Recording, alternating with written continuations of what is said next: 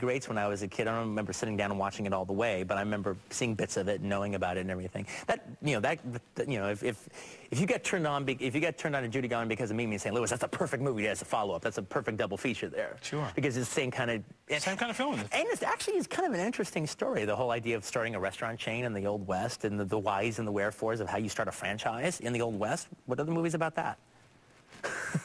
For you, who were some of the American actors who've been influential on you, who you just sort of carry around in your head a lot, like snapshots?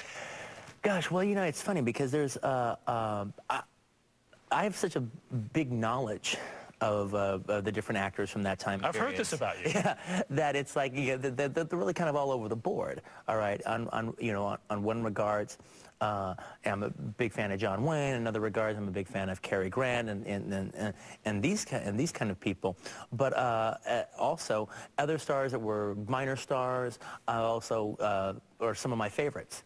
Like people like Aldo Ray and Ralph Meeker. I think they're like the quintessential 50s leading men, and I love those guys. And there's all kinds of actors like that I love following their careers. But you talk about Aldo. This is a guy who went from doing sort of B-action stuff to doing movies with Judy Holliday. Mm-hmm. Yeah, well, he actually started doing the movie with Judy Holliday. Yeah. He started off at the top with George Cukor. But were you a fan of that movie, by the way? Oh, I love his performance in that. Will you shut up for once? What? You heard me. Where do you think you're going? What do you want to chain on me? You better not, Florence. I'm gonna try a little of this fresh air, thinking myself. What kind of a mother are you, leaving a kid alone? Oh, you be. That's what you think. What kind of a father are you? No kind. No kind of father, no kind of husband, no kind of man, nothing. You may be right. Florence. I like that movie a lot, too. I always thought that movie was ridiculously underrated. It's also really, to me, the sad part of these stories. It's like, it's a lot of fun to actually watch because, sorry, I don't mean to be flying all over the place. But no. Like, somebody like Aldo Ray and Ralph Meeker, yeah, you'll see Kiss Me Deadly. They'll show those, in television a lot. Or they'll show Passive Glory. They'll show stuff like that, maybe We're No Angels. But you don't realize that actually Aldo Ray and Ralph Meeker actually starred in quite a few different films in the 50s. And because they're not so well known now, that those films never made it into the syndication packages. Who were your favorites then? The women, that's what I want to know. Women, were you a Jean Arthur person? Yeah, I like Jean Arthur. I don't quite like her. I loved her when I discovered her. I discovered Capra movies like around 16 or 17, and then I, thought she was fantastic. I like off the beaten. I like seeing like Iona Massey in Invisible Agent. Oh God. And I love Invisible Agent. I've always loved it. I remember watching Raiders of the Lost Ark when it first came out. Like, hey, this structure is actually quite similar to Invisible Agent, and it is. What isn't it? But what else is? What isn't it similar to is the question. Right. Like steals from 300 other movies, including 30 you probably never even heard of before. But I was also, a Barbara Stanwyck fan. She's terrific. I like Veronica Lake. I'm a big fan of hers. Which Barbara Stanwyck for you? Let me think about that. Night Nurse? No. I like Night Nurse. I guess like my favorite like Barbara Stanwyck-esque performance would probably be The Lady Eve, even though that's not my favorite Sturgis film. But what is your favorite Sturgis film? I think it can't help but be. Okay. I guess it's Unfaithfully Yours, even though I almost said Hail the Conquering Hero. But, in a weird way, the only reason I stopped is Unfaithfully Yours actually is just one of my favorite comedies of all time, whether it's Sturgis or not. What do you like about Unfaithfully Yours? Well, one, I consider Rex Harrison gives one of the three greatest comic performances in the history of cinema in that movie. To me, the three best performances in comic performances in cinema is Cary Grant in His Girl Friday, Eli Wallach in The Good and the Bad and the Ugly, and Rex Harrison in Unfaithfully Yours. I could listen to the dialogue in Unfaithfully Yours, and especially the way Rex Harrison says it, just all day long. What's the matter with you? You're not laughing quite so hard now. What are you going to do with that? Have you ever heard of Russian roulette? Why, certainly. I used to play it all the time with my father. I doubt that you played Russian roulette all the time with your father. Oh, I most certainly did. You play it with 2 packs of cards, and That is Russian bank. Russian roulette's a very different amusement, which I can only wish your father had played continuously before he had you. I even like the remake of it, which actually has big, gigantic chunks of Sturgis dialogue in there, surprisingly enough. And then, like, the way he uses the music and the whole, like, again, fantasy sequence going on. Oh, it's just, I love that movie. But it's like, to me, it's like His Girl Friday. It's just like it's great dialogue and hysterical pitch performance. I'm wondering this, I wonder if this influences the way you talk to actors, just the way these actresses and actors worked in that era, in some of those classic films. Well, I mean, it's funny. I never a big fan of John Huston. However, No, I've never really liked him. But in the 80s... Like not a Maltese Falcon fan. I like the Maltese Falcon. All right, I like the Maltese Falcon, but... Straight to Sierra Madre, not a fan? No, I like Hawks's use of the Bogart mythology, mystique, more than Huston's use. Back when I wanted to make movies, back at Video Archives, right. I tried to watch as many making-of movies as I possibly could. And to me, the only directors I actually saw working with actors like the way I thought is the way you should work with them would be the way Huston was talking to the actors in that, and the way when you saw Spielberg, talk to the actors in any of the making of Raiders of the Lost Ark movies.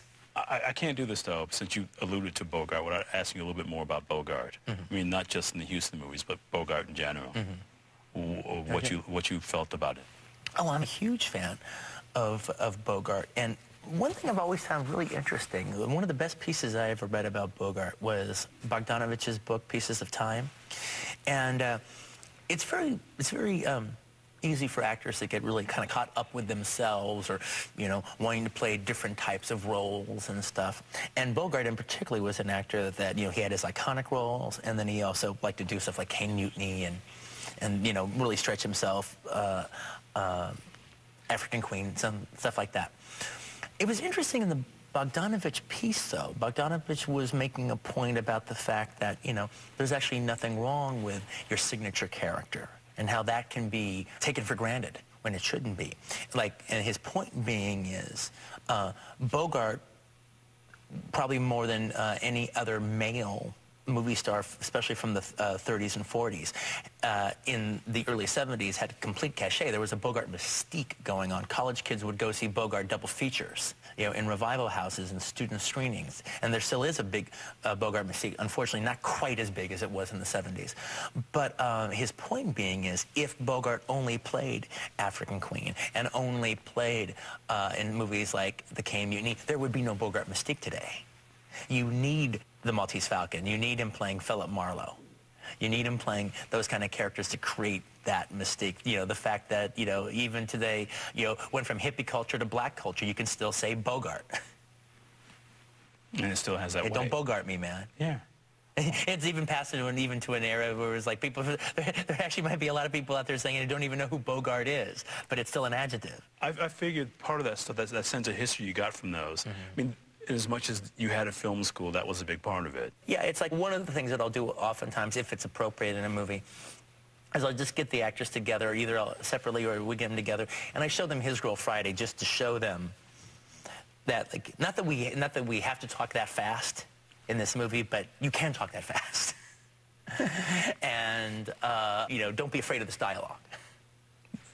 Each time out, do you show them His Girlfriend? No, that's not always appropriate, all right? But like anytime in any ensemble piece, like in my Four Rooms bit, I showed Tim and Amanda His Girl Friday for Pulp Fiction, Tim Roth and Amanda Plummer. Right. And then I showed the girls His Girl Friday. And you're trying to impart these rhythms to the actors. Yes, but just there also is the idea of the fact that in those comedies, reality is going on, but nothing's more important than hitting that punchline. All right, that's the reality. You got to hit the punchline. The paper's going to have to get along without me. So are you. Just didn't work out, Walter. Well, it would have worked out if you'd been satisfied with just being editor and reporter, but not you. You had to marry me, spoil everything. I wasn't satisfied. I suppose I proposed to you. Well, you practically did, making goo-goo eyes at me for 2 years until I broke down. Oh, Walter. And I still claim I was tight the night I proposed to you. If you'd have been a gentleman, you'd have forgotten all about it, but not you. You're losing your eye. You used to be able to pitch better than that. How do the actors react when you're showing them stuff? Well, they all love, you know, being my erstwhile students of my little... That's actually part of the reason they like working with me, all right, is they get to, you know, be the beneficiary of some cool, you know, movie lessons. But the only, like, you know, but like the person that I had watched the most, because it's one of the things I'm really anal about, is I have people make references, and it just kills me when I know people don't know what they're talking about. How do you mean? Well, what I mean is, it's like, you know, well, okay, I'll give it a big example. Okay, it's like... Yeah, you got to. Okay, it's like when you're watching a Woody Allen movie and Juliette Lewis and Jimmy Fallon are sitting there talking, and they're talking about Lena Riefenstahl and Triumph of Will and The White Hill of Pizu Pizu, and they're talking about Gertrude Stein's second lover, and we know they don't know what they're talking about. And the fact that, like, not only is Jimmy Fallon, you know, randomly having a conversation about Lena Riefenstahl, but he's actually written a monograph that is about Lena Riefenstahl in Vanity Fair in the movie. And I know Jimmy Fallon doesn't know who Lena Riefenstahl is. Like, even to kind of give you an example, like in the case of something like Kill Bill, where it's like the first time I'm really kind of creating, for, I don't know, lack of a better word, like a comic book mythology going on. Like the Marvel Universe. I'm totally creating my version of that. And I remember I was watching a movie once that I thought was, the director did a talented job with it. Having said that, he was trying to kind of create his own world, but I realized he didn't know it that well. He hadn't thought about everything. He hadn't painted in every picture of that universe. So I knew I wasn't in good hands. He dealt with what he needed to deal with, but I know that there was a lot of questions he didn't ask. And I knew that when you create a mythology, stuff, forget about it, stuff that never will make it to the movie, you need to know everything. You need to, you know, like, I need to know how Bill was born, how Bill got to be Bill. You're talking about actor subtext. Yeah, but in the case of me, like I said, if you're creating a mythology, you got to know all the rules of that. It doesn't matter what the audience knows. They got to know you know. And now you can explain to the actors, this is, you know, I don't know, something as simple as, you know, one of the rules of a Hanzo sword is once you unsheath it, it has to drink blood before it ever goes back in the sheath. You know, even if it just means you know, got to, like, put your thumb to it. You know, it's thirsty. Now, Daryl Hannah doesn't do that when she's like, oh, hey, this is a pretty good sword. With Michael Madsen, and he's, you know, dumb bitch. She's not going to say anything to her, you know. So again, she kind of goes into the fight with, you know, with the demerit against her. Having created that bad karma. With that bad karma. Now, the audience doesn't need to know that, but it was important that the actors know that, and it's important that I know that. That there's, you know, there's more there. So I make it a point, even when it comes to slang. I go, look, is there anything you don't know what you're saying?